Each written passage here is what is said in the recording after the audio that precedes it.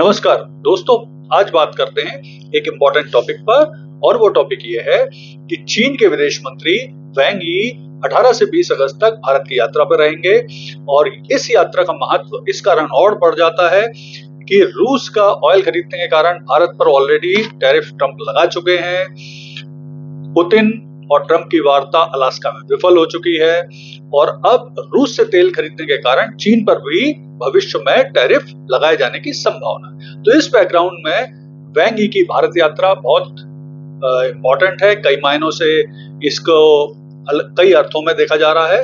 तो आइए विश्लेषण करते हैं इस यात्रा का और साथ में देखने की कोशिश करते हैं कि किन मुद्दों पर प्रमुख रूप से बातचीत होगी। तो देखिए, जो वांग यी हैं वो भारत की यात्रा कर रहे हैं 18 से 20 अगस्त के बीच में और इस दौरान उनकी जो भेंट होना है वो प्रधानमंत्री मोदी जी से, विदेश मंत्री एस जयशंकर जी से और एनएसए अजीत डोभाल जी से चर्चा होनी है। इन पर प्रमुख रूप से किन मुद्दों पर बात हो सकती है इन बैठकों में, तो आइए उनका विश्लेषण करते हैं। तो देखिए, सबसे पहला और इम्पोर्टेंट जो मुद्दा है वो है भारत चीन के बीच में जो बॉर्डर इश्यूज हैं उन पर बातचीत होना है। तो देखिए, जो वांग यी और एनएसए अजीत डोभाल जी की चर्चा होना है वो 24वीं सीमा वार्ता के अंतर्गत होने वाली है और इस चर्चा में चूंकि जब 23वीं वार्ता हुई थी वांग यी और अजीत डोभाल जी के बीच में, तो 6 मुद्दों पर समझौते भी हुए थे, यानी प्रगति हो रही है और निश्चित है कि अगर इस बार भी एनएसए अजीत डोभाल और वांग यी के बीच में कुछ पॉजिटिव निकल के आता है तो वो भारत चीन संबंधों के लिए अच्छा है। दूसरा प्रमुख मुद्दा है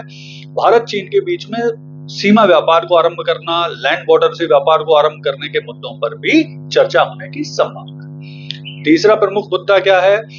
उड़ान और यात्राओं की बहाली और पर्यटन की भी बहाली करना।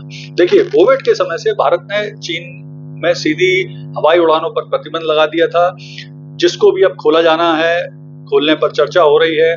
चाइना ने भी जो कैलाश यात्रा है उसे भी आरंभ कर दिया है।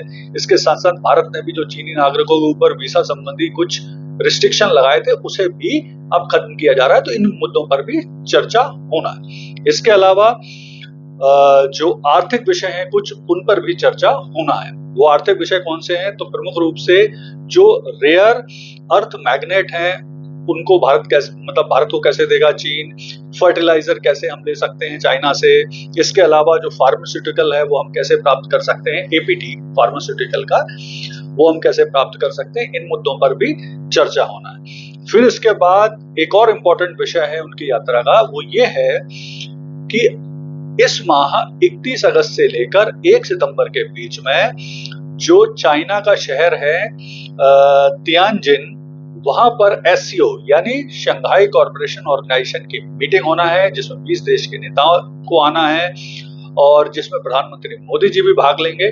तो इससे पहले बढ़िया पॉजिटिव माहौल बनाने के लिए भी ये यात्रा को माना जा रहा है। इसके अलावा एक और इम्पोर्टेंट मुद्दा है उनकी यात्रा का, वो है सैन्य तनाव प्रबंधन और मोर्चा स्थलों से सैनिकों की वापसी सुनिश्चित करना। देखिए, जैसा आपको पता है कि 2020 में जब गलवान इंसिडेंट हुआ था उसके बाद से जो सीमा है भारत चीन के बीच में, उसमें बहुत बड़ी संख्या में सैनिकों की तैनाती की गई है दोनों देशों के द्वारा।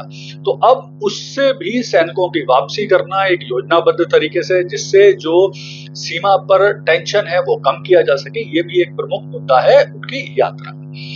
अब इस पे एक और चीज देखते हैं कि इससे भारत को, इन जो विषय है जिन पर चर्चा होना, उससे भारत को क्या लाभ होगा।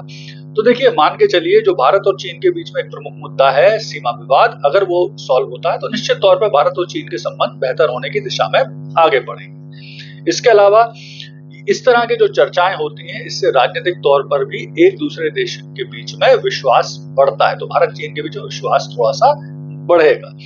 फिर पर्यटन और परिवहन की बहाली होगी तो निश्चित है व्यापार भी बढ़ेगा और दोनों देश के नागरिक एक दूसरे देश में अबाध रूप से जा सकेंगे।